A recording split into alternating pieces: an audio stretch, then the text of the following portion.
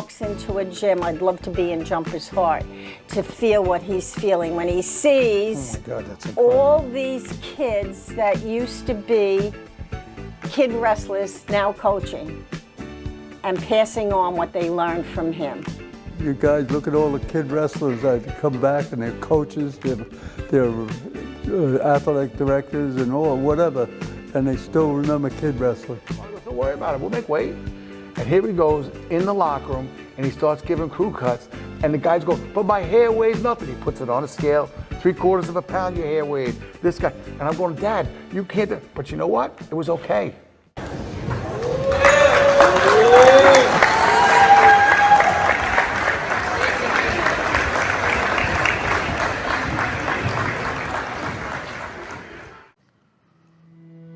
Wrestling, a sport measured by technique, mental toughness, and persistence.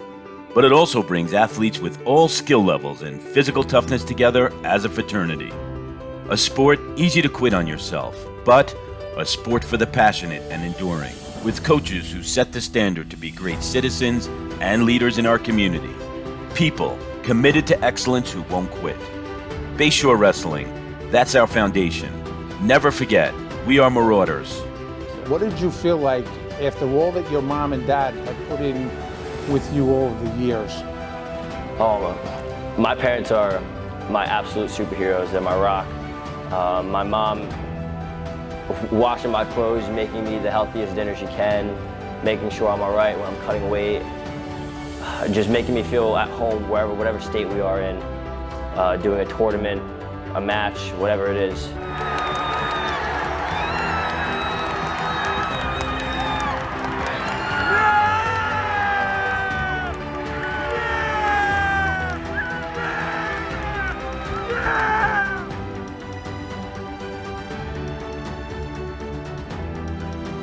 My dad is driving me everywhere. He's telling me that I'm the best, that I can do this, even when I don't believe I can. So they are my inspiration. They're everything to me.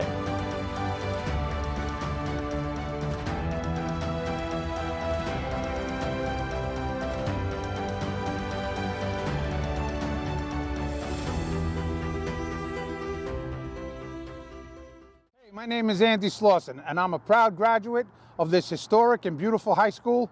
In 1981, I graduated from here. The last time I stood on this spot was when the football team of 1980 got our photos taken that year, right on that historic Clifton LaPlatney field.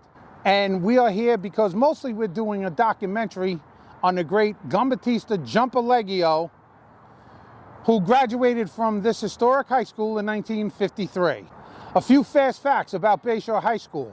This building itself opened in the fall of 1939. That cost $1 million when it was built. There was a big argument in the community about whether this should be a 2-story or a 3-story building. The superintendent, the principal, and the school board fought, and they won their case to have it become 3 floors. When this opened, and for a good 25 years, was the 7th and 8th grade side of Bayshore Middle and Senior High School. And he come to me in the morning, he goes, hey, Mike, he's taking the sand and he's piling it up onto the truck. 8 o'clock in the morning. How many matches you wrestled this morning, Mike? I go, Coach, it's 8 in the morning. He goes, Mike, in your mind. In your mind, you got to wrestle matches in your mind over and over and over again. So I started doing that. I had some great role models. If I look, Mr. Knapp, Mr. Costello, of course, Mr. Leggio. I mean, these guys were dedicated. And I looked and said, someday I want to be like those guys, because they really, impacted so many people and they really knew what leadership was all about. What he did was he knew what it would take for a kid to be top level. Well, he was for wrestling, not just Bayshore, but for wrestling at a national and an international level. He was that was what he was striving for, I think. He knew. He knew probably better than anybody that we know, and including Sprague Gardner. He treated me like I was family. And this guy, I have so much respect for him. I just love the man. And I'll say that, I could say that 20 or 30 times in a row. He's not a rah-rah guy.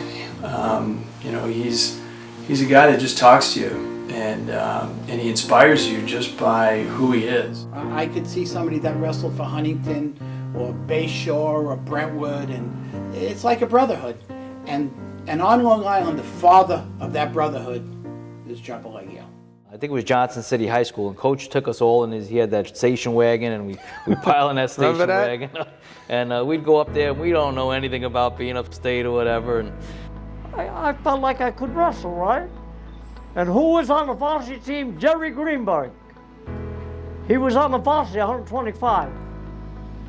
And he went to wrestling school and everything, right?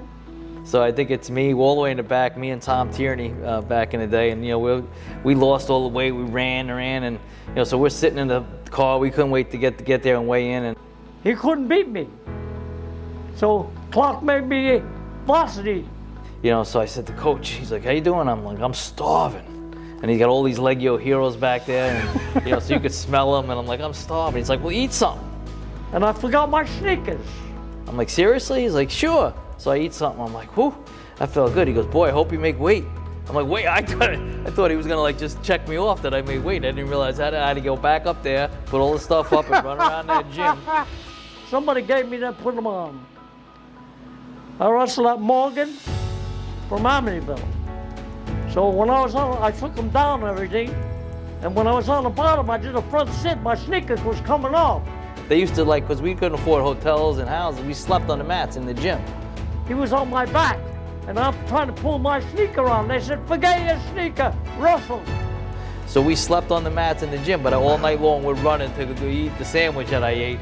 And Tom Tierney was just laying down laughing, you know, just thinking, he goes, you know, I never heard that. He was so happy it wasn't him that he didn't eat the sandwich.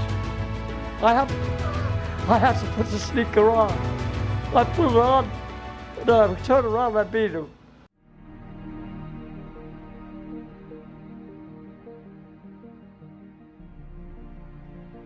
Bayshore was originally called Penobscot by the Suckatog Native Americans. In 1708, Queen Anne of England granted a land patent to John Mowbray to settle the area. But by 1868, the name was simplified and changed to Bayshore, always two words. The new name was chosen to reflect the hamlet's distinctive location on the Great South Bay. Bayshore became renowned in the late 19th century for its shopping district and resorts. It was a convenient and appealing location along the bay with access to Fire Island.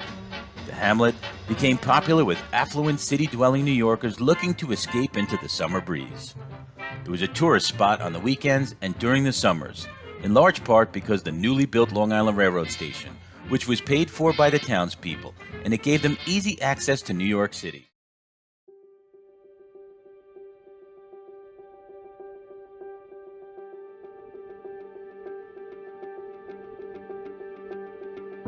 So, Coach, you were born during the Great Depression in Bayshore. You were raised in Bayshore.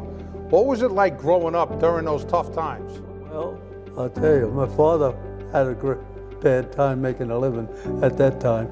And during the Depression, he only could work 3 days on the WPA. That was the town. And if he didn't work there, he wouldn't get any money at all.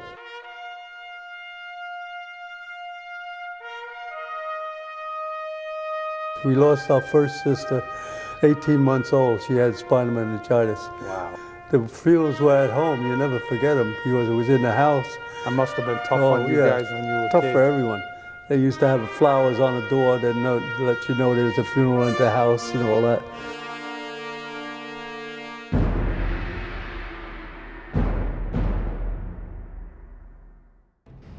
And by 1932, Bayshore began a long and glorious tradition of wrestling, with Clifton LaPlatney as Bayshore's first coach, who had their first dual meet on January 7, 1932 at Great Neck High School. Bayshore was a good town. Bayshore, everyone knew each other. The doors weren't locked. It was great. And we had to go to the store. We were 4 or 5 years old. Mother would send us to the store. And the man, at that time, the sugar was on the press. You had to have stamps. And we'd go in the back door to get the sugar because he knew we had 4 or 5, a lot of kids to feed. And he would give it to us without taking the stamps. How'd you get involved in wrestling? Oh, Well, I had 9 brothers, but my oldest brother Jimmy didn't wrestle that much, but he did. Johnny wrestled a lot, but my brother Georgie, he didn't wrestle at all. But later on in life he did. But Carmen was the best guy of all. Carmen was my coach. Well, it felt good because I was his older brother, right? That's how you're supposed to feel, eh? But I didn't like to take gratitude for it or something like that. I understand. I practiced with him and everything, practiced with the other guys. It's 100% good sport because, like I say, it's individual sport, 100%. In the late 1950s, Jumper Leggio competed for the USA national team against Canada and Japan. He won numerous freestyle tournaments and was selected as the MOW in the Junior Metropolitan Tournament in 1957, after pinning all 7 of his opponents. By 1963, Jumper Leggio and kid wrestling designer Bill Knapp founded the first kid wrestling program in the eastern United States, after a back injury in a construction accident forced Jumper out of competing in the 1960 Olympic trials. The wall came down and knocked us off the scaffold. That's when I hurt my back and I couldn't wrestle no more. And that was my end of my career. So then I wanted to start the wrestling club. I refereed and all that stuff, but I wanted my own little club. So we had the club in Bayshore called the Panariello Athletic Club. So I had all the kids from anywhere on the island there in that room at Fifth Avenue. My dad was good friends with Jumper Leggio, and my Uncle Billy Knapp all got together to decide to run the kid wrestling program. I think Jumper was out west and saw it in like Oklahoma, Oregon, wherever it was. Yeah. Came back and said, we're going to do it in Bayshore.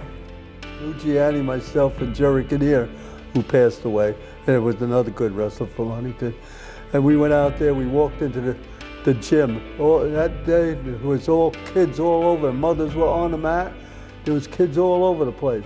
I said, damn, Jerry, I'm going to start like this when I stop wrestling. I didn't know I was going to stop that quick, but.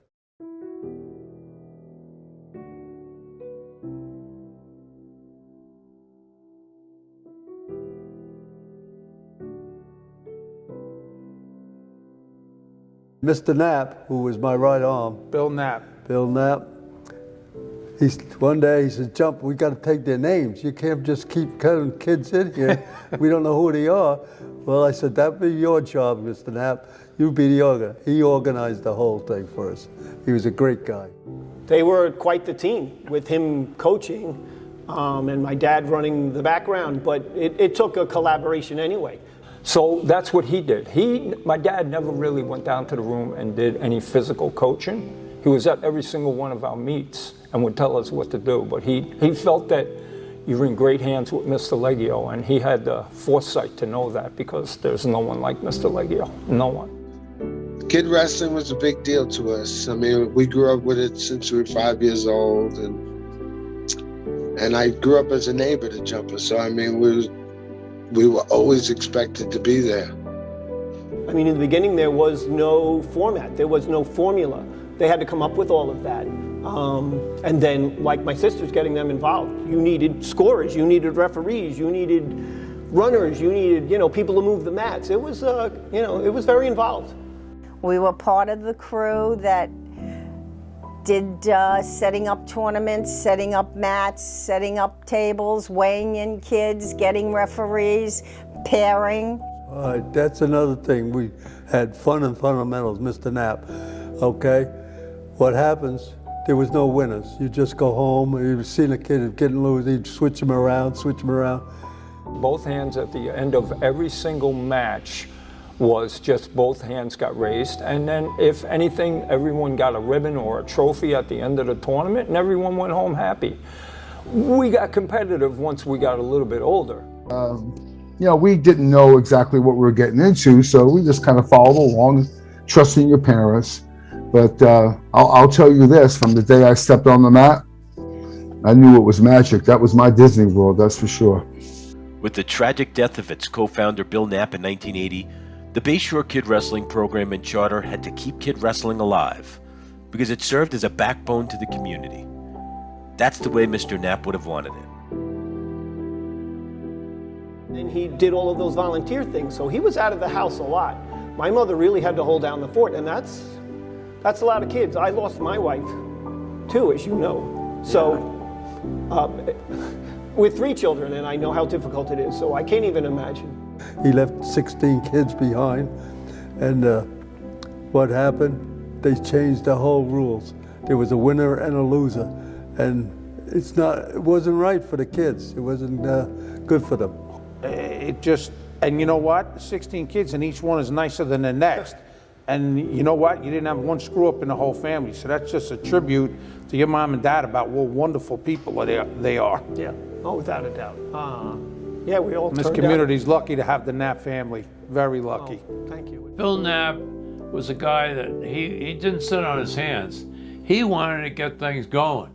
So wherever he got with a bunch of kids, may not even know who they are, or they don't really know him, but he had a way of getting them going. We live in a diverse community here in Bayshore, and that was always important to him, that no matter who you were or where you came from, you could be involved. Money was never an issue. And once they get going, all of a sudden they find out, gee, I can do this, or I can do that. I know how to do this, and he was top drawer. You know what? He wasn't only that here. Mr. Knapp was involved with Little League. They named the Little League fields after Mr. Knapp. Because you know what? Mr. Knapp gave back to his community and the church. He was so involved in the church. He did a lot of great things, and to be involved with a man and my father and just every other, Mr. Hubbard, Eddie Hubbard, I have to give him credit first for he was there with us too, growing up. Mr. Brzozinski, right here. Look at these guys right next to me. Here, he's gonna hit me back. No, my father. But it's just. But my father, he made us tough. And believe it or not, we had a lot of support from Intimate. They also took good care of us. The baker. I went to them and talked about a possible donation. As soon as I said Jumper Leggio and the kid wrestling, he just sat down and wrote a check out for $10,000. That's how we got started, kid wrestling. We started with the Knapp. We had Costello, we had Knapps, and we had a lot about Goodfellow, Larry Goodfellow, Jerry Goodfellow, Billy Knapp, and all family almost. And we treated everybody like a family, and that's all it took. Everybody took on their own responsibility. We worked great together, and we all cared. All our kids were out there. Families involved with wrestling. That's what made wrestling grow at Bayshore. Mr. Leggio was the centerpiece for families being involved with wrestling. There were bake sales, there were family get-togethers. You knew people away from the wrestling arena. So they told me, my brother Gene, my brother Dennis, and they said, we're all going down to the room, we're going to wrestle. Like, what's wrestling, We can beat each other up and have fun, Okay, we'll do it. So we went down there and just started. I think I was about 8 years old. I didn't realize at the time how much they devoted themselves to our success and how much of a sacrifice that was, because they many times put us in place in front of their family. So it was a sacrifice, and I just wish I could have been more thankful at the time. So. Mr. Leggio picked up where my dad left off when my dad passed away, man. That's, Mr. Leggio's like a dad to me. We have a fellow by the name of Joe Bonney. He did a lot for our program, and he's 87 years old, still donates to the Bayshore Kid Wrestling program, and he makes some substantial donations. He believes in the program, and he has a lot of faith in Jumper.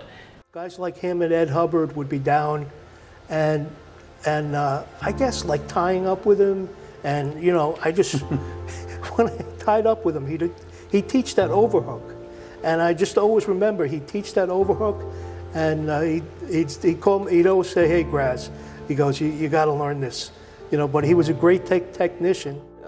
I was from Hop Hog. Hop Hog didn't step across the train tracks. They didn't mess with the Brentwood or the Bayshore guys. And I'll tell you what, it was an eye-opener, because when I got there the first couple of times, I thought, who I was going to do. And man, I got the hell beat out of me.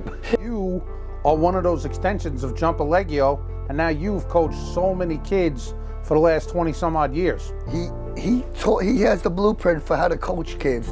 Today it's more about clubs and money, he would open his room at 11 o'clock at night if your boy needed a workout. So I try to, epitomize what he does. I try to mimic what he would do. How would he coach? So I have kids at my house for Thanksgiving. I try to do and extend myself for my kids like he would. So he taught me, you do anything you can for these boys.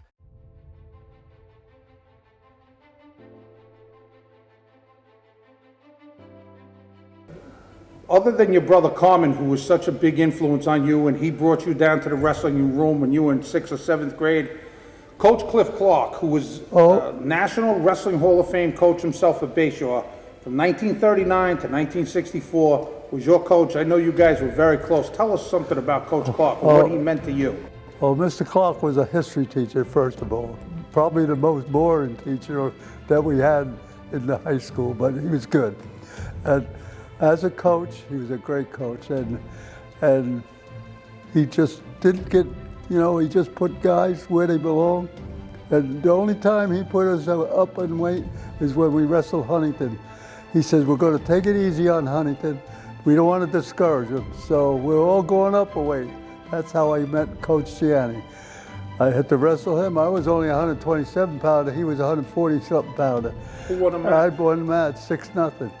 And he said he worked in Grumman's. Can I tell you that story? He worked in Grumman's. I'll get away from Mr. Clark a minute. I went to Grumman's. Ray Terrera and Howie Anderson worked with him at Grumman's Aircraft. And he says, Jumper beat you 6-0. He said, no, he didn't. He only beat me by 1. So Howie and Ray came home and told me. And I said, yeah, all right. I got the clipping out of my book. I gave him, here it is, show this to him. They didn't just show it to him. They blew it up and put it in his mailbox. But we're friends ever since then, and we've been friends ever since 1952. They've known each other for a very long time, and it was a fun battle to watch them go against each other. Whether they were coaching or even hearing the stories of when they wrestled together. It was pretty cool. And you told me one time that Mr. Clark never yelled moves to you in the matches. Right. You know what he said, Mr. Clark? He says, if you didn't learn your lesson in a week, I can't help you now. Like Artie Schiller, come off the mat from this one school, had Princeton on him. That's an old move. And he went to Mr. Clark. He says, Mr. Clark, how do you get out of that move? Mr. Clark says, you don't get in it. And Mr. Clark was a great coach.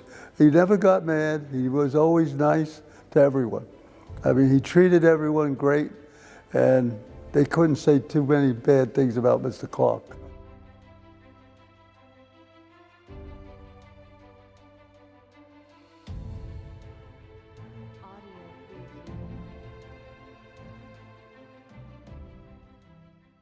My coach, he had a plan. This guy was Coach Lou Gianni, the great. He was the best wrestling coach I ever had by far, over all of the college coaches that I ever got coached by. And he knew how to coach you. He knew how to scout your opponents and help you beat them. What set Jumper apart from everybody else that I ever met or was ever coached by is that he also gave you a lot of love, and you can't replicate that. It's so genuine. We moved to Huntington when I was 9 years old from South Carolina. When I was a little kid in South Carolina, I used to pick cotton. And I'll repeat that, I used to pick cotton. My family, we used to pick cotton when we were kids. Tough work. Oh, it was very tough work. Sometimes it was 100 degrees plus. Most of the times it was 90 degrees during the summer or hotter. We used to pick cotton and out there in the hot fields. And man, I tell you, when I got on a wrestling mat, even though wrestling is a tough sport, it's one of the most disciplined sports there are. But when I got on the wrestling mat, it was a pleasure getting out of the cotton fields of South Carolina. But to meet a guy like Jumper Leggio that was real for me, and just a pleasure. knowing the man for 52 years now.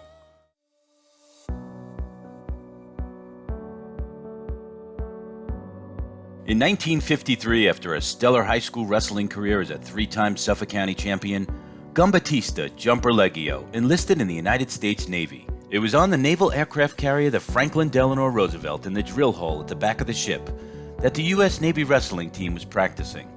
After asking the coach how he could join the team, Jumper tried out and made the U.S. Navy wrestling team. So before I went on watch, I walked down there and asked the coach, how do you get on this team? He said, we already have the team, but you could try out tomorrow if you want after thing. I said, I'll be here right after our classes. And I went down there the next day. I wrestled the guy off, and I beat him at 127 at that time. And I beat him, and he didn't wrestle anymore. He had to go back to duty. So, wow. And then when I came down to wrestle, you know, your name's on the back of your t-shirt, right? So I was putting my stuff away, and this guy was sitting on the bench. Says, Leggio, what are you doing here? He turned around, who was it with his big ears? Doppy Darty from Amityville. And he says, yo, you're not gonna have any problems making that team. He says, you'll be all right. And Doppy was great. So you guys were on a team together? Together. It was there that he would have his first taste at wrestling internationally, and his legacy began. But fate would take Jumper in a different direction, which would impact tens of thousands of children and generations to come. It was almost like a comfort zone when I was at the Naval Academy to keep wrestling, because it was the one thing I was familiar with before that I was in the military. And so I thank Coach a lot for that guidance that he gave me, Coach Leggio, a lot to kind of guide me to go to a service academy. So Coach, when you were competing after high school, you were on part of an international team that wrestled against Japan? Japan, we wrestled against Japan, but Mr. Housen from South Huntington got the arrangement for get this match. And what happened, all the guys he wanted is the Long Island champs, right? What happened, he didn't have a 136 pounder. So he asked me, while I was still wrestling at the time, and he asked me to wrestle in the 136 pound. I said, fine, I love to wrestle. Yeah, well, that's how he got to wrestle him. And they were good, but we beat them. Where did you wrestle them? At Walt Whitman. Walt Whitman, yeah, okay. And we wrestled them later on too in a few other matches. We wrestled in the senior Mets, the junior Mets. We wrestled in the nationals and stuff like that. And you meet a lot of those guys. The only thing is they're tough. They're short, they're look, and they have those trips, which we learned too, the trips. And they're good wrestlers, and we beat them though. Jumper, growing up in the great Bayshore tradition with your dad, did you realize as a little kid he was a legend to so many people, or was he just dad to you when you were growing up? Oh, I always knew he was the focus of everybody's attention. I was the youngest of four, and although my sister was probably the one that could have been the best wrestler out of us all, by the time I was around, I always knew my dad was the busy man. So one of the great things he used to do was bring us into New York City to the New York Athletic Club. I guess he had some friends in there from the Olympic days, and they'd keep us up into the fancy place. I mean, we walked in there, wow, this is unbelievable. We had a great time. The kids from Brentwood would come with us. Now you're a high school kid going in there, high school kid, wrestling against men. Oh God, yeah. It's tough competition, these guys would step on the mats from Japan, from Iran, and you take a ride. You go grab the rank and you'll be flying, man. Forget about it. But you wrestled the best in the world, really, and we had a lot of fun doing that. We were wrestling men. I wrestled John Morley, just came back from Russia. I was in 9th grade. It was crazy. My mom was crying, and he had two little boys on the side of the mat going, pin him, Dad, pin him, pin him, pin him. And and Mr. Leggio was by our side the whole time. He was a motivator. My dad brought a lot of culture to our life. When we were kids, I was young, we had people from Korea come to the house. We had people from Australia. I'll never forget those times, and that inspired me to want to know more about the world. I ended up making the New York Athletic Club team, and I was going to wrestle in Vegas at the National Open. And we were practicing every week, couple times a week in the city. And a few times Mr. Leggio came with me. And I remember wrestling, and I had an older guy, he's like 27 years old. He was a weight class above me, but there was no one at my weight at 105. And I was wrestling him, and I was smiling the whole time. And I was intimidated by this guy, because he was beating me pretty good. And at the break, Mr. Leggio grabbed me by the arm, and he goes, I don't want you smiling at this kid. If you don't take him down, don't waste my time. And he just knew exactly what to push me. And that's when I did take the guy down one time, I think only once. But he says, you make sure you know you're here to wrestle.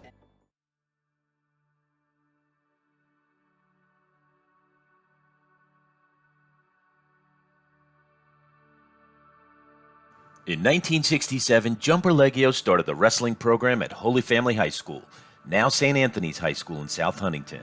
And in 1968, Jumper and his best friend Lou Gianni organized the first New York State private high school championships. Holy Family wrestling teams would win 3 New York State private school titles with Jumper Leggio coaching. I went to Holy Family in 1967, and that was the second year that it was open. And I went there freshman year, and then sophomore year, 1968, we started the wrestling team in Holy Family, and I had no idea who the coach was, and we met in room 110, and Jumper Leggio came in, and I had no idea what I was getting myself into. Went to Holy Family with him, talking to you guys, and I used to come home from school, a little guy, kindergarten, first grade, whatever I was in, and my father would stop home just to get his stuff, and I'd get in the car, and we'd go over in the station wagon, and the truck, whatever he had, we'd go over and we'd go to Holy Family, and they just started wrestling there. When his hands were there, they were like sandpaper. His hands were like, when he grabbed you, he had such strength in his hands from bricklaying and concrete work that when he grabbed you, you knew he grabbed you. And when he'd do a headbutt against your head and rub your head, you better get your head hard, because he had I can still remember, he had the hardest head you ever can imagine. When I used to butt heads with him, and he used to try to get us kids hard, like with our head, man. It was unbelievable. It was good stuff. Another thing I remember about Mr. Leggio, has the sharpest forearms I've ever seen and felt in my life. So for some reason, and many of us that are watching this can experience that, when he was demonstrating different wrestling moves, he would run his forearm into the back of your head because you were lying flat on the mat, and it was painful. But it was a lesson. He made us really tough and really gritty. I might as well say we were all rookies. We had no idea. We didn't start out, in elementary school. We were 10th graders. I was anyway when I started out.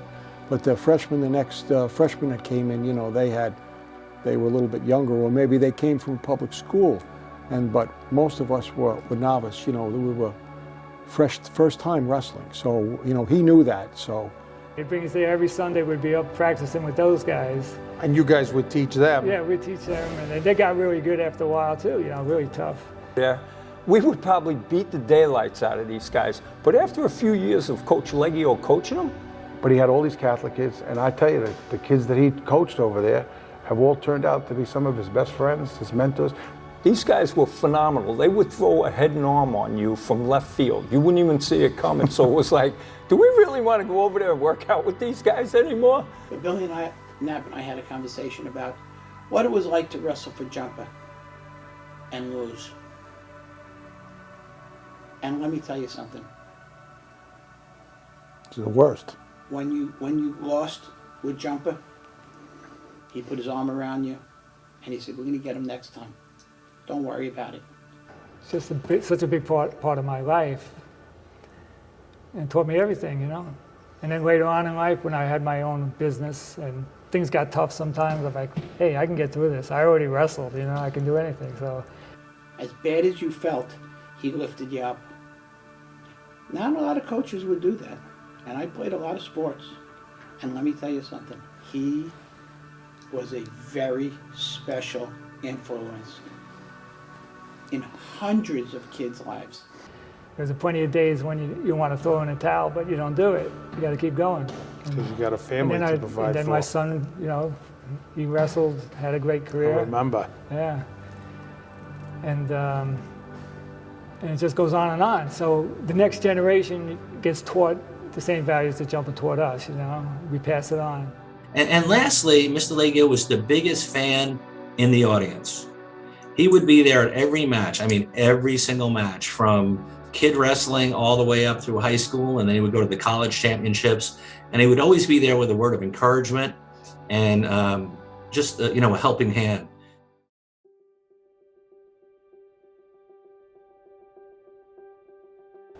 And you wrestled for Coach Joe Ingarosa, and he was a tough man, and he was a taskmaster.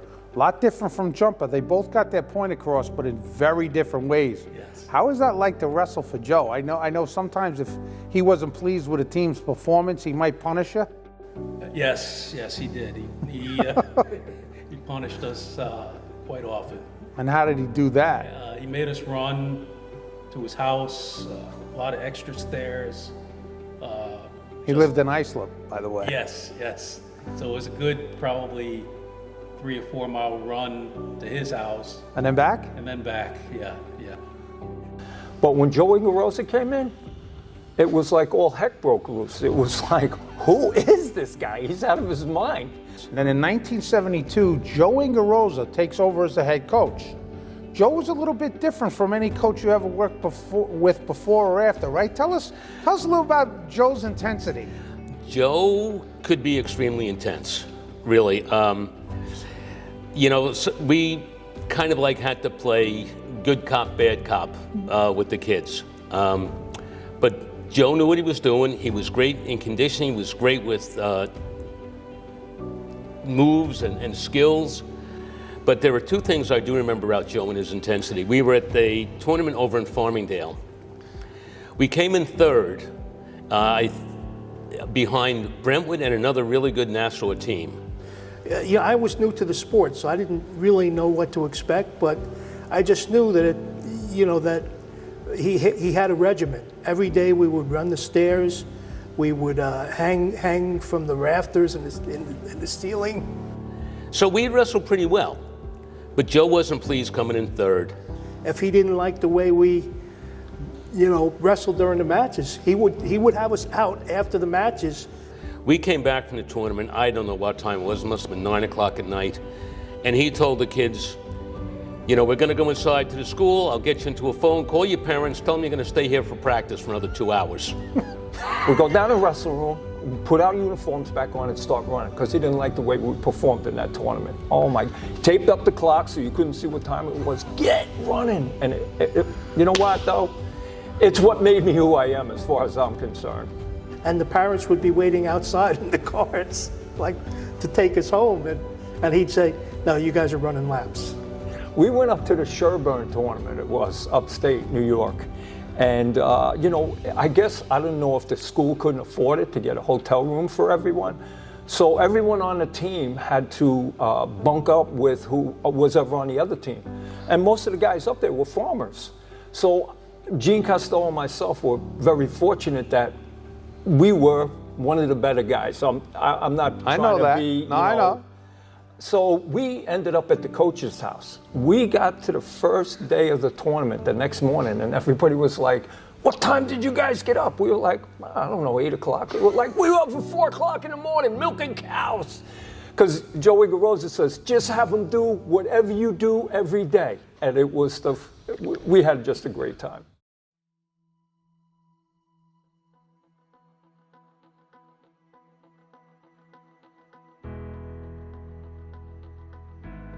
I started off at the kid wrestling, helping out, volunteering, and then there was a need at the middle school, and I jumped in on that, and I really felt like it was very rewarding to coach kids and make a difference.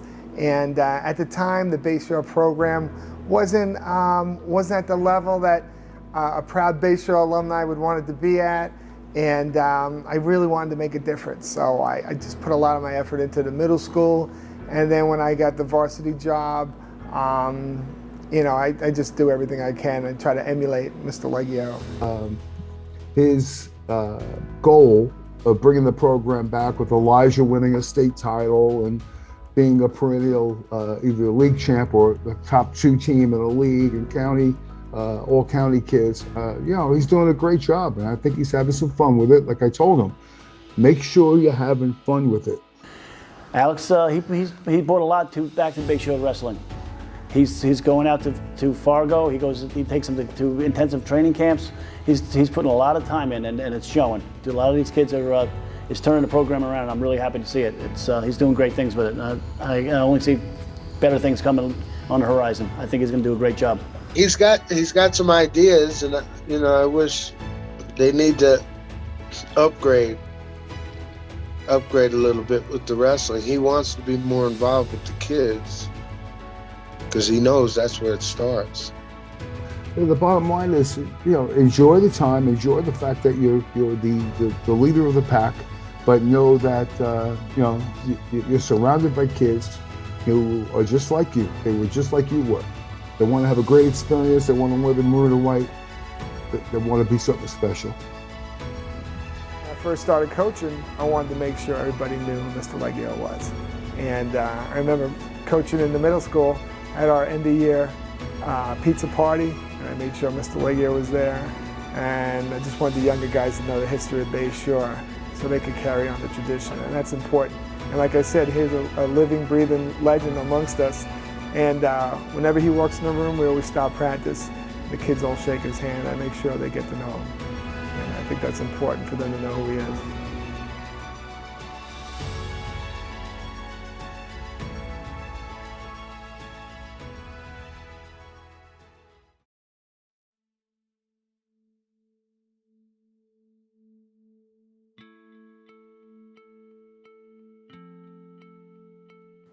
By 1973, the Bayshore Kid Wrestling program paid off. The Jumper Leggio wrestling system and technique taught the kids structure, discipline, and respect, as Jumper prepared the kids for Bayshore Junior High School's A and B team, and ultimately high school. What happened, I wanted to be in Bayshore, so I put in for the job, and Joe Ingerosa put in for the job. He got it because he was a teacher. And after that, he asked me if I would do the freshman with Mr. Joyce. As a team, we had kids who started the kid wrestling program at a young age, who came up into the junior high level, ready to go, expecting to win, wanting to build on the tradition, and then going into the high school. I mean, it really was a model program throughout the state during those years. I mean, I think the late 70s through the middle 80s, Bayshore was up there with many of the programs throughout the state, you know, as far as top to bottom, you know, and I think that's important. All the guys I had when they were little guys, they were all on that team from the 8th grade until the state championships. I was always into titles, and again, that came from that mindset, you know, the Leggio, Hubbard, Knapp mindset growing up. You know, we're going to give our best effort to win, and that was something that was instilled in us at a young age, and it was actually in the kid wrestling motto. I got to get it. That became the national motto. So it wasn't win at all costs. It wasn't, oh, if you lose, you're terrible, but it was a supreme focus. But Mike Joyce too was a big deal in junior high. Mike was he was the head junior high coach, so he was tough, and he had Jumper backing him up. So Jumper was the assistant. Who was a great guy, Mr. Joyce. He knew all the kids, and I said, yeah, I'll come to Bayshore, and that's what I did. I came to Bayshore, went with the freshman team. And the other thing about Mr. Leggio, you talk about his time with Mike Joyce, he was not opposed to allowing other people to show you stuff. You know, guys would come down to the room and he would talk to them and go, hey, Mike, this is so-and-so. He's going to show you a couple of moves. You know, where other people, other coaches might feel offended or not so giving of their guys to work with because they want to own their guys. He wasn't like that. Mr. Leggio had a huge impact on all our lives. He was a great mentor, a coach, and just a really good, solid man. You know, I would think about in middle school and also in the early days in 10th grade and high school, we only had one car in the family. So my dad always worked a lot of overtime. So I never knew when I was going to get picked up. There were no cell phones. So invariably, I was the last guy to get picked up. And many times, Mr. Leggio would just drive me home. When you were in the middle school, I think it was actually in 7th grade, that the yearbook actually had your name listed and under the wrestling team as Pat Killer Glynn. Now, you could never say something like that in today's day and age, but I mean, you had this reputation of being a badass and one not to be messed around with on the mat since you were a young kid. Tell us about that. I think a lot of that had to do with having 5 older brothers, having 5 brothers. He built himself up. He was one of the strongest guys on the team, and he could do anything. He had the best balance of everyone. But it also helped by going through the kid wrestling program. That was instrumental for a lot of guys. And he still wants to go into athletic and go into these senior division. And I mean, you can mention guys from the Townies, the Knox, the Hopkins, the Troncalis, from all different towns that came down to the room, and were all very successful in the county and at the state level. So it was really very good to have the room open to everybody. The feeder system for the A and B teams at Bayshore Middle School had great success because of the kid wrestling program and great coaching, which all tied back to Bill Knapp's philosophy of fun and fundamentals. While it truly was never about winning, the kids' attitude towards wrestling took on the personality of their coaches, with a supreme focus on giving their best effort. From 1973 to 1983, the Bayshore Middle School A wrestling team with Mike Joyce coaching had an astonishing 92 wins with 2 losses and 1 tie, while Jumper Leggio's B team never lost a match in 6 years. The 79-80 season, you became the head coach. Yeah. Was that a thrilling thing for you to take over the varsity in a place where you had actually gone to school? Yeah, it really was. Again, you know, it's the tradition that we have in Bayshore, I think, was really was important to me. It really made an impact with me. And the other reason why I was really happy to take over was because we had a lot of good kids coming back, and we were a really, really strong team.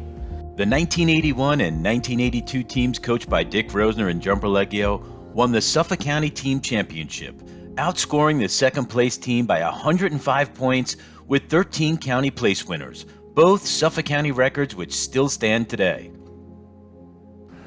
Yeah, Coach Leggio had a lot to do with that. You know, like I said, wrestling is kind of like in a fraternity, and I guess he was the president of the fraternity for us at Bayshore. He molded us, but he was never one to get in the way of us. And I think that's really important to understand in the growth process of an athlete. You know, he treated us well.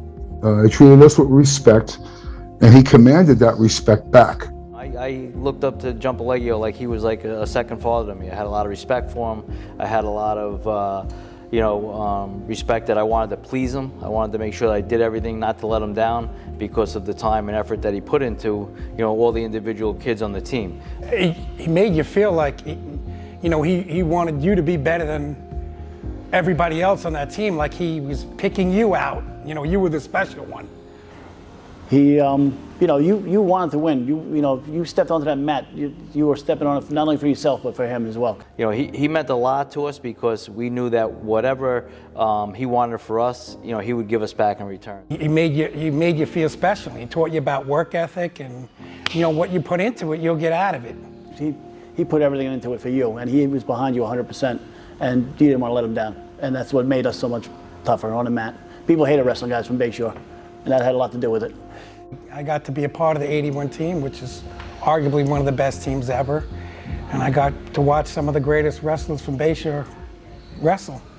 And in 1982, the Marauders again dominated the Suffolk tournament, scoring 200.5 points with 6 county finalists, with almost all of the wrestlers coming from Jumper Leggio and Bill Knapp's legendary kid wrestling program.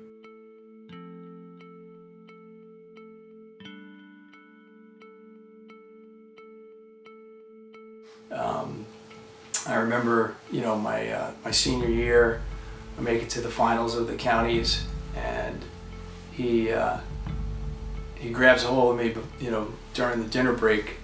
When he was a little guy, he was in a junior high, he was a little roly-poly, and what happened? You know, everyone would beat him up, and I told him, Frank, don't worry, someday you're going to get even with these guys. And my parents were out of town, they were out of the country. By the time he got to be a senior, Frank was there. He had it all. He knew all the moves, and plus, he beat the toughest guy in the counties. And he says, you're coming with me. We're going to dinner. I'm going to make sure you eat right. You're not taking second this year. And he watched out for me. He held on to that leg. He wasn't going to let go. That's what won the match. If he let go of that leg, he would have lost the match. He placed in the counties, and he went to the States.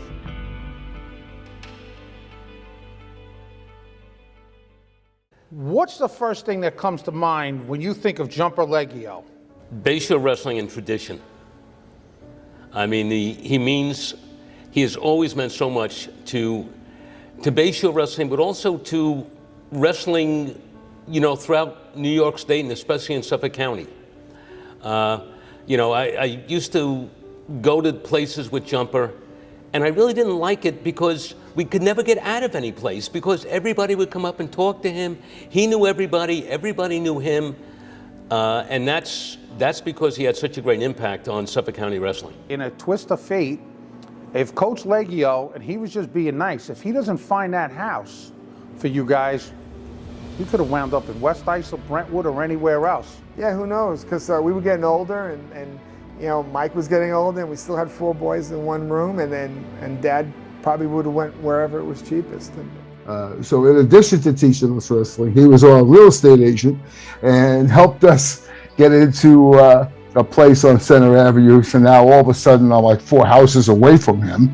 I can see him on a daily basis, which was pretty much what happened. Yeah, Mr. Leggio knew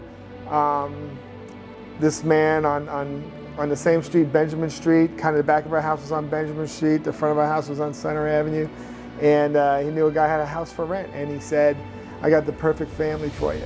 And he ended up finding the house. We ended up, you know, spending the rest of our high school lives and a big part of our life in. And your mom and dad stayed in that house for a long time until they retired to Florida. We rented all our lives. And then, and Jump was always, I guess I really looked up to Jump. I really didn't think of it much when I was little, but I really looked up to him because I'm doing the same thing that he's done, working with the kids. And he was always like, I guess he was like a second father. Yeah. He didn't care where you were from. He didn't care, you know, what you wore. He just wanted you to come in the room, be respectful, and wrestle. And he had an ease about him that just made you feel comfortable. And when I came down, I wanted to come down and come back, and my poor mother had to keep driving me to Bayshore, and I found out the guys from Brentwood were riding their bikes. And I remember in the county finals, he's really supportive. So he said, I was going into this match, and it was a final match, and I had no thought that I would ever make it there. And he goes, Mike, today, no one's better than you. You were county champ in 1973. Did you feel a lot of pressure either from your dad or Bill Knapp or Jumper to win? Well, Jumper, you know, you want to win for Jumper. You know, he's out there in your corner. You want to be doing your best. I can tell you right now, when I wrestled and Mr. Leggio was coaching me, I felt I could beat any wrestler anywhere at any time. That's the confidence that Mr. Leggio gave you. When he was in your corner and he was yelling. You never wanted to disappoint a Jumper Leggio, so when he was yelling, when you wrestle, you hear a couple of voices, and he was one of them. And when he told you to do something, you did it. You know, so if you hear, come on, Cass, you get up and go, man. You go through a wall for that guy. And going through each move with you. I remember being at Nassau Community College, and we had a tough day. We had 2 teams that were ranked in the top 10 in the nation, and Mr. Leggio was there. So I felt pressure, of course, but you just have to work hard. And we got through it. Somehow I did it. I don't know how. I beat this guy 11-0, and then the next time I wrestled the guy, Mr. Leggio wasn't there. I beat him. It was a closer match, but you just felt that inner confidence when Mr. Leggio, who was a former Olympic tryout hopeful, was in your corner. You just felt like you didn't want to disappoint Mr. Leggio. It wasn't something where we were trying to look for individual accolades. We were an army. You battle one of us, you're battling every one of us. I think Mr. Leggio is, you know, when you see him, it's not about the winning and losing, and you see how many people know him and love him, and it's because he knows how to build relationships with people. My biggest goal now, besides college wrestling, is to come back here, my home, and coach the next state champion or the next state champions. And I find that that's the best approach. I try to build relationships with the kids. And rewrite some history, just like my coach did with me. And just bring out the best of them. And that's what Mr. Leggio was always good at, developing that relationship and just bringing out the best in you.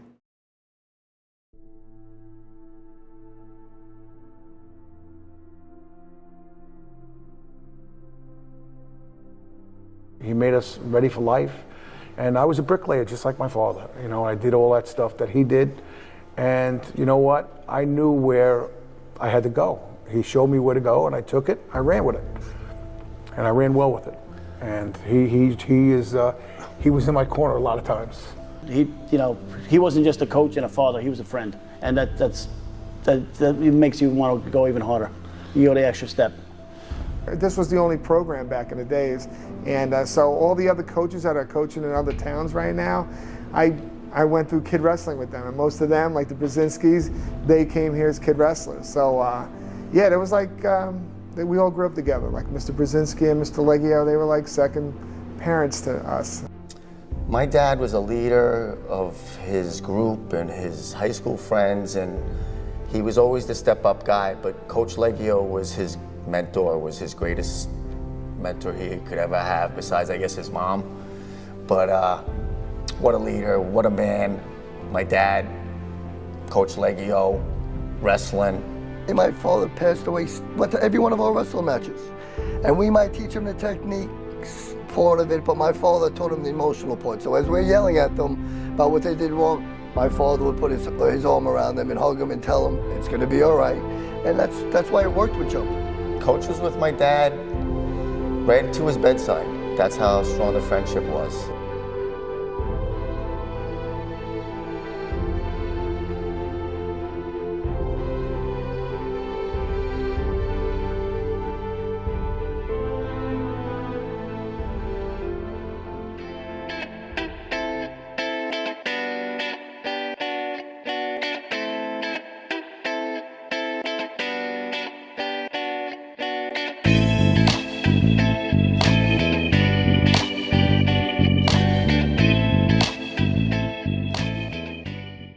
So in February of 1978, in one of the most historic matches Bayshore ever wrestled in, we wrestled against Brentwood Ross, who was a big rival.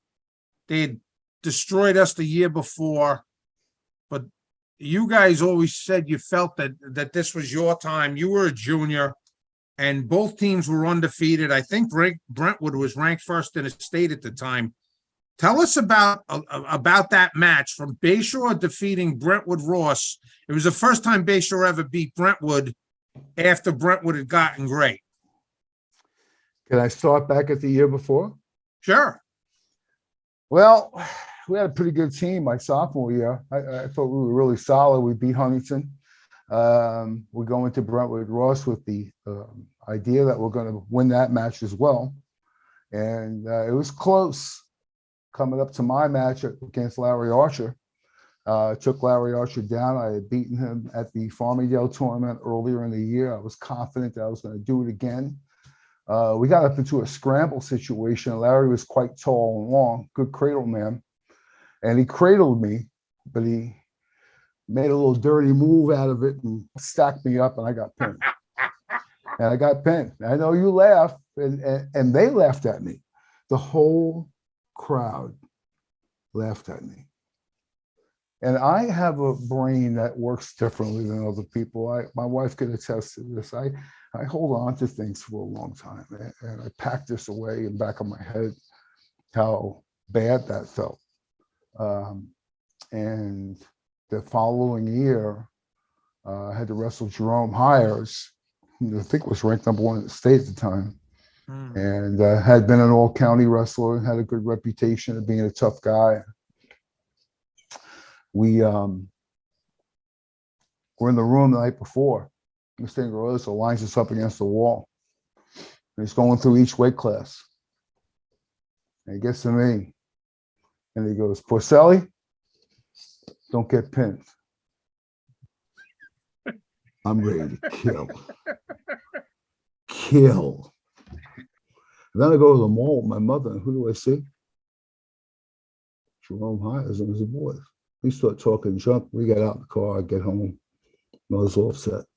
I told my father, getting a little emotional right now. I told the father, I lose that match tomorrow, I'm never wrestling again. And big headquarters set up the gym next day. And put all the seats in there. I sat in my seat. And I looked at the mat. I started going over the match in my head. What I was going to do to him. And as the match going on, it was a super tight match. I think there were 2 ties, 2 draws. I think Kevin Wynn had a draw. Maybe Glynn, I can't remember. There was I think Albie Given, Ramos. Eddie Dayhill. Eddie Dayhill. There was a couple really, really tight matches. I'm doing the math in my head. And I'm like. And Mike McGuire tied Petrucci. Yeah.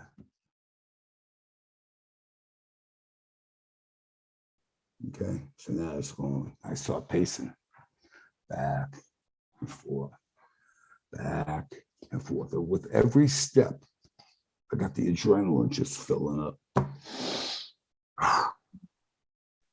It was my turn. I ran over the seats. I didn't even go through the opening. I wanted to beat him to the center. This place is going nuts. Nobody's sitting down.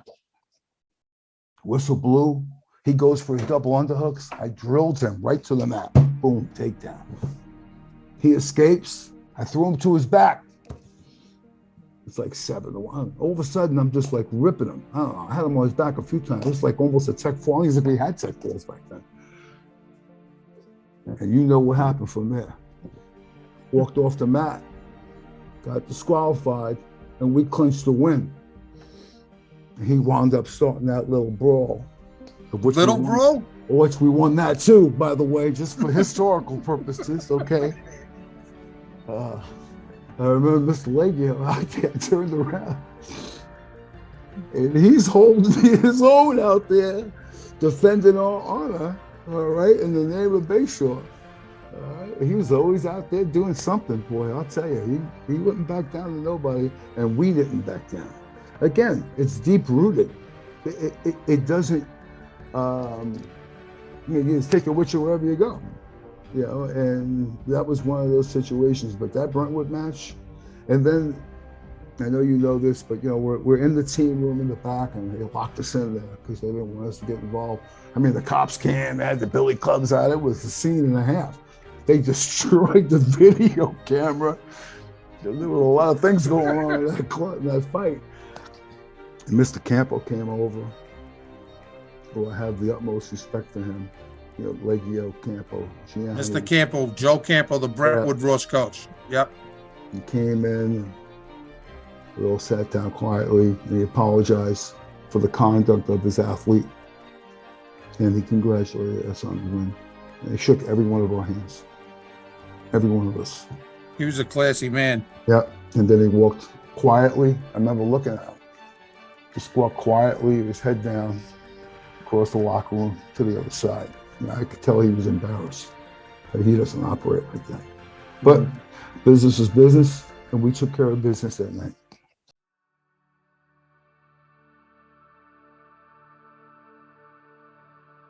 Tell us the story about how those robes came, how we came to wear robes in Bayshore, because we started wrestling in 1932, but we didn't actually wear those robes till 1974. Right.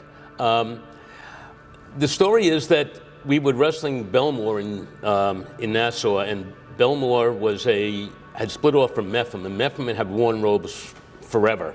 And Belmont was wearing robes, and I guess the kids talked to Joe about getting robes. And then apparently, you know, he ordered them. I didn't really know about it. And we wore them for the first time at Amityville. And I remember Coach Norm Mizell, the Amityville coach then, who was an excellent coach and, you know, was there for quite a while, had some great kids. He said to Joe and I later, he said, we walked out, we saw those robes, we knew we were in for a long night. So the first time the robes were brought up, everybody was like, you could hear the gas. You're like, oh my God, those are so cold, those are cool. Like, as a team, we came together and it made us feel like we were back in the 80s, like we're returning to the golden era of Bayshore. We're a phenomenal team at this point when the robes came around, and we're returning to the golden age of Bayshore and what Bayshore wrestling is. Well, you know, the robes are special, you know, and I think that that's part of the tradition. I think it's something that, you know, the younger kids see today that, you know, they don't maybe not get the big picture of when you put that robe on, you're part of something special, and we were. And when I was in 6th grade, 5th grade, 6th grade, 7th grade, moving through, I would come to the matches with my dad, who was a wrestling fan, and we'd be able to watch. And you'd see guys like, you know, Mike Cunningham, and, you know, and then the Mike Porcelli's coming through, and then, you know, the Leggio boys, and, you know, you put that on, and you're like, I'm going to be part of that. And you wanted to be part of that. And you would do whatever it took to be part of it, and you made sure that happened.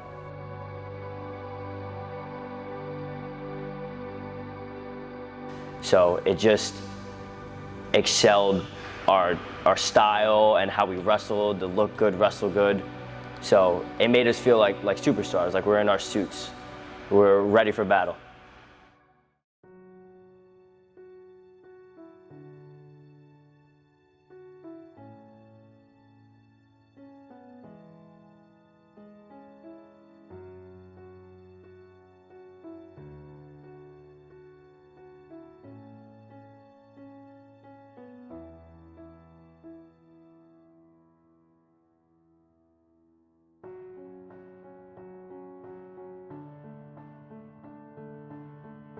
I'm standing in the wrestling room in the basement of the 5th Avenue Elementary School in Bayshore, New York, AKA The Dungeon. This room was built and opened in 1955, and for 52 seasons, the Marauders of Bayshore and many other wrestlers from little kids all the way through high school and college came here 6 or 7 days a week to practice in this facility. This room was patterned after the wrestling room at Mepham High School in Belmore, because legendary coach Sprig Gardner of Mepham High School was good friends with the then Bayshore coach Cliff Clark, who personally designed this room as a wrestling facility with locker room, steam room, and shower. There was no hiding in that room. It was 4 walls, so you couldn't, you know, sit behind a desk or anything and hide. It was you were on full display. So a lot of good memories from that. Down in Bayshore Wrestling Room, anyone my age, anyone who's in their mid to late 60s, early 70s, if they don't know 5th Avenue Wrestling Room, then they never really wrestled. Every guy, you couldn't move down at the 5th Avenue Wrestling Room. Well, I had some good kids, that's why, and some were bad. I mean, some I had to straighten out.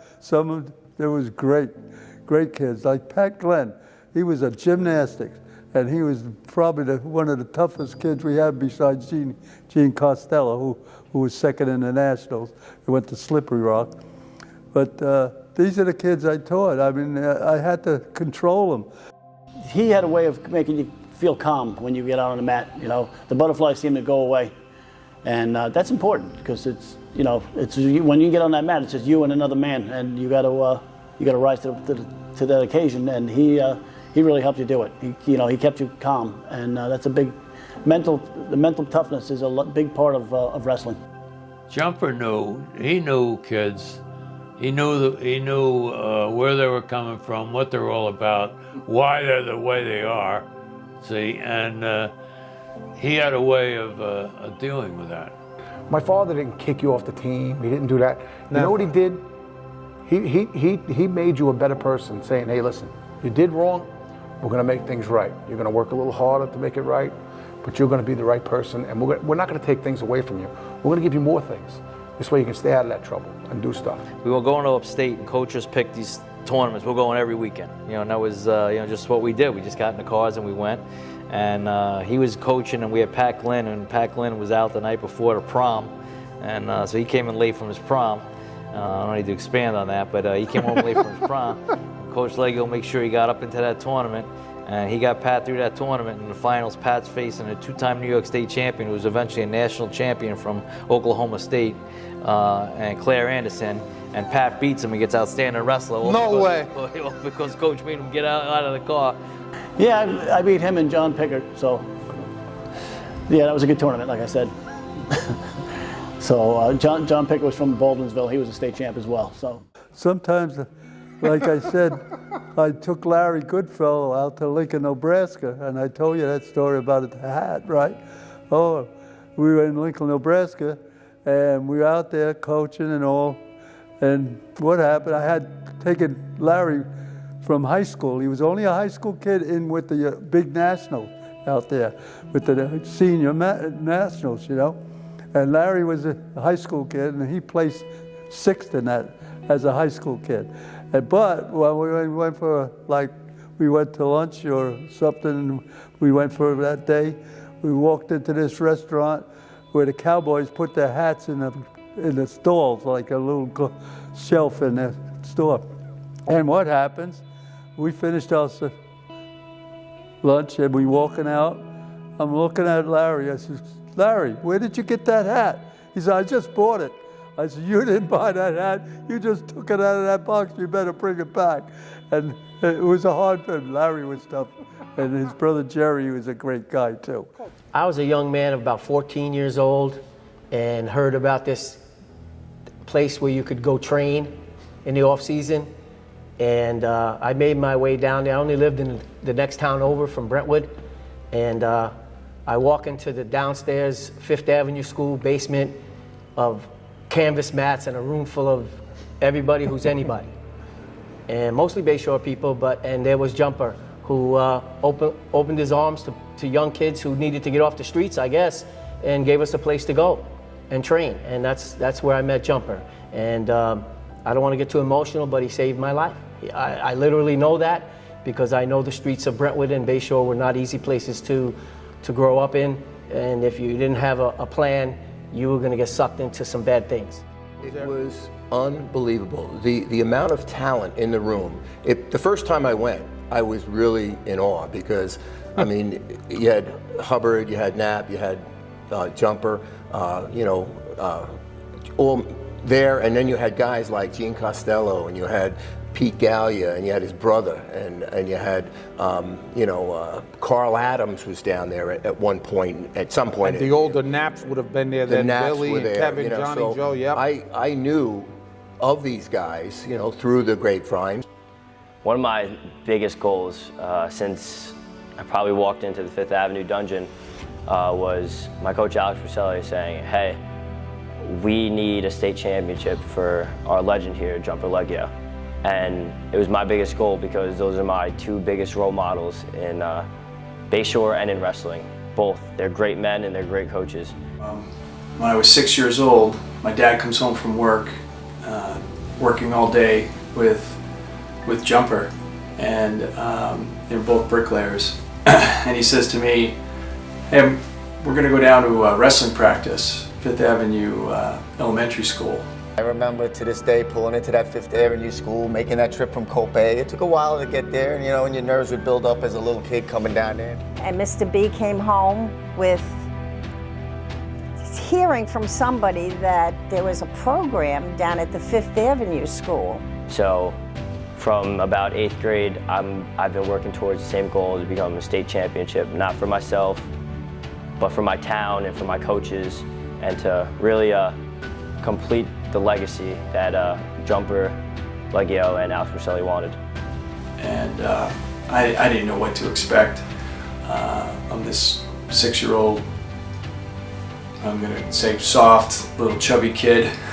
Once you hit in that room, it was like a whole nother world down there, Andy. It was some people training, the smell, I know you probably can attest to the smell that when you walk through I those try doors. to forget that part. Right? And the guys who were training down there and what was going on down there, and it was just a whole nother world, and a lot of good hard work and wrestling and a lot of respect. And then we introduced to Coach Leggio. My dad introduced us to Coach, and the first year we were just, you know, my brother was only 4 years old. He was on the side. Okay, he was just watching the wrestling, and I was in there doing my thing with the Tom Tierneys of the world and everybody else. And I go down to my first practice, and I was scared. I think I even cried, and then I was hooked. They went down, and the first time, sat around, watched what was going on, and Jumper was coaching with quite a few kids. Well, my father brought me down to Bayshore Kid Wrestling, sat me on the wall. How old were you? I was 6. In my scrapbook, 1974 too, and it really never finished. But he sat me down there and said, "What do you think?" And I wanted to get in there. He's like, "No, just sit over there and watch and see if you like this or not." And then second time I was down there, I was out there wrestling. Started putting the whoopings on, huh? Well, Jumper made you do that. Next time they went down, it was like fish takes to water. They were on the mats. They couldn't get enough of it, and the rest is history. You got King of the Mountain, even though I was 6, go wrestle him. I'm like, he's 11. I don't care, get out there. Get out there and wrestle. And I learned to battle. Don't lose a point. Yeah, the escape by Brzozinski there. Oh, nice pick by Brzozinski. Not only did he escape, but he moved in a series. That's Russo the right time, gave up 1 point at the buzzer. What, 7-6? He's safe. Gross shouldn't be able to do much. And again, he Close to the pin. goes for the pin. He's got him close, plenty of time, but they are near the out of bounds. Close. There he is, a 2-time state champion, and Section 11 continues to dominate the state championships.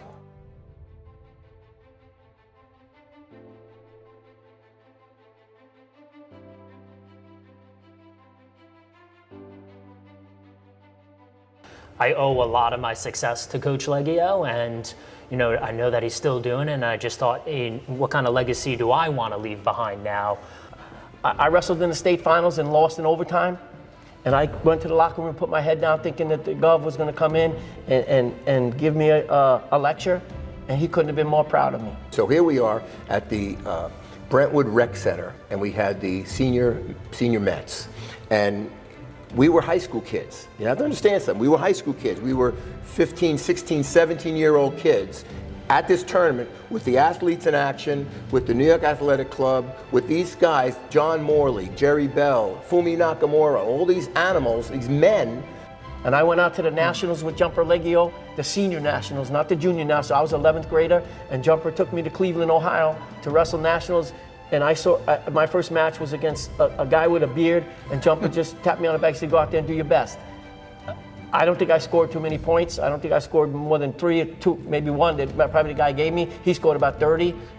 I tell the kids, next time, maybe next time you beat them or something, don't worry, you're working hard, you look good out there, you did your job. Jumper's telling us, you can go with these guys, you can go with these guys. He's a man amongst men.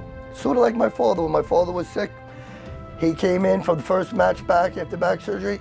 Every one of my boys got up out of the bleachers and one by one gave him a hug. And I came off the mat and Jumper gave me a big hug and he said that guy was a world champ. That guy was placed in the worlds. So here I was, 16 years old wrestling men, and Jumper was proud of me. And we believed him. We thought we could. Well, as it turned out, my first tournament that I learned any freestyle, I did it at the Fifth Avenue School.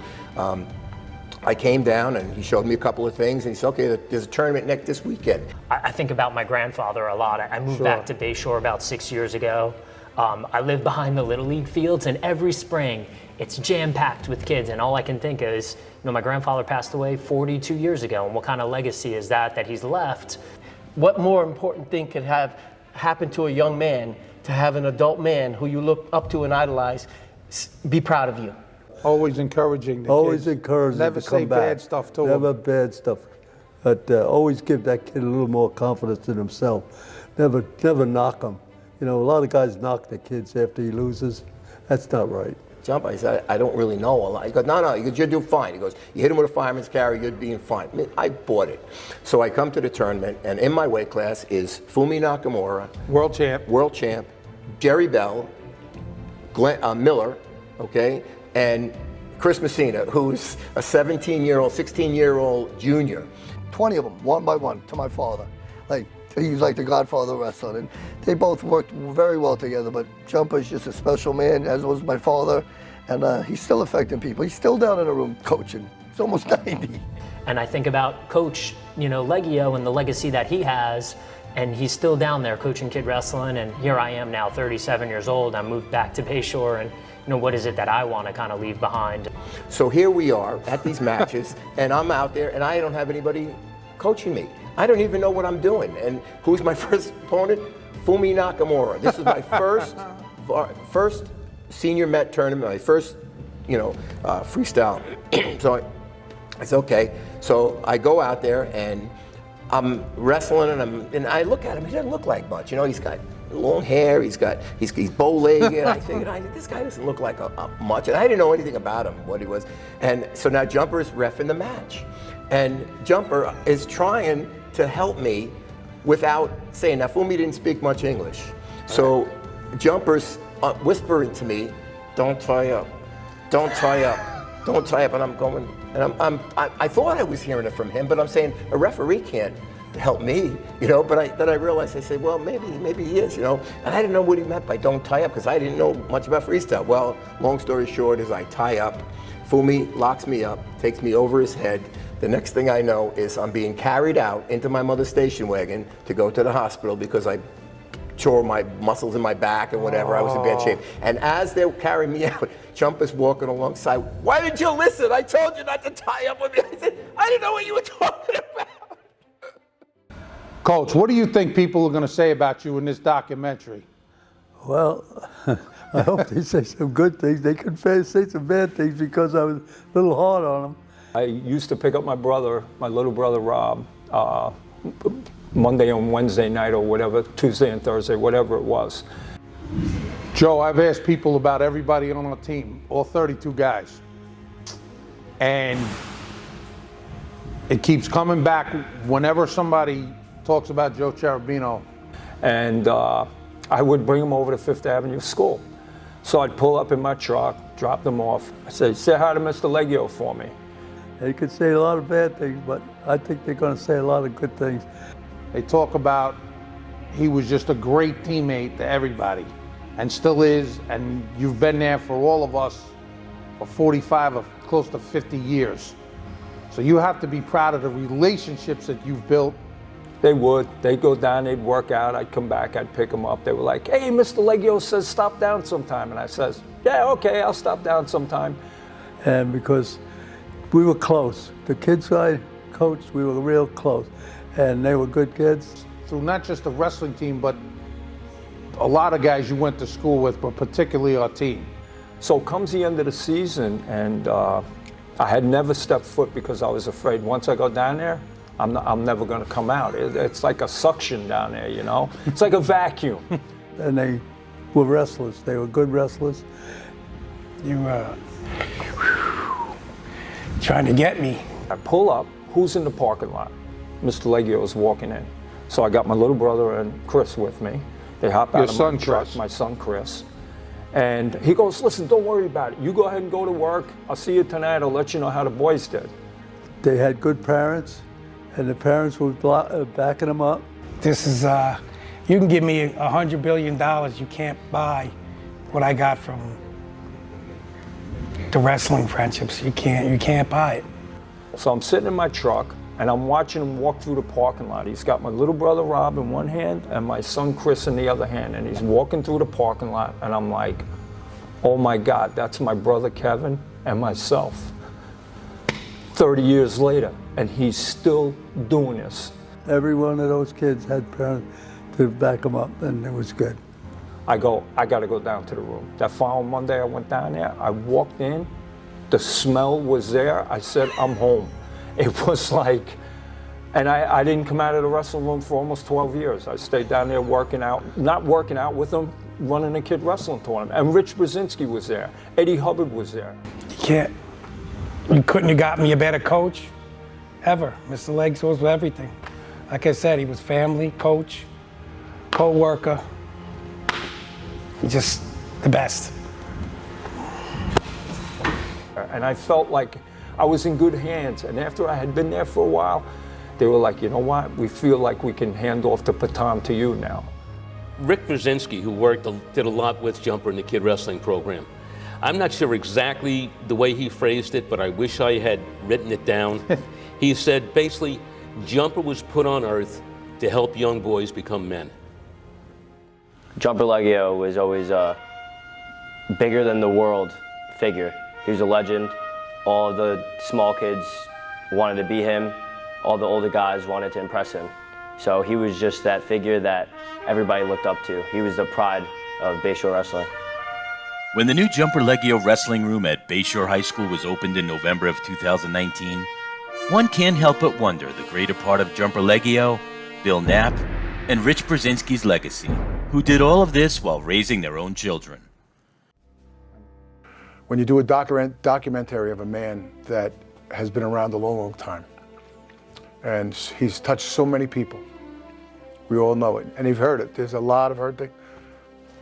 I get to call him my dad, and that's important.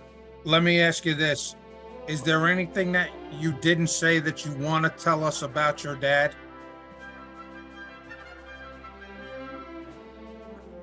Everybody knows it. You know, my dad will do anything for anybody. Yep. He taught us that.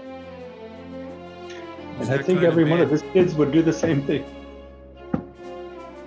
I attribute a lot of my personal success in my life right now. I mean, just still being here and being a contributing member to society and a fairly happy person and a good dad. All to lessons I learned as a kid in wrestling. Every child affected by these men and their legend takes a piece of these men with them by making a difference in their communities, becoming coaching legends, and working professionals. With this story, we hope that for the future Bayshore wrestlers who put on that maroon and white robe, never forget that these men who you've learned about stand for tradition, honor, and integrity. And carrying the weight of this on your shoulders is a great responsibility. Bayshore Wrestling. This is our tradition. Never forget, we are Marauders. Lasting memory of Coach Leggio. Just pick out.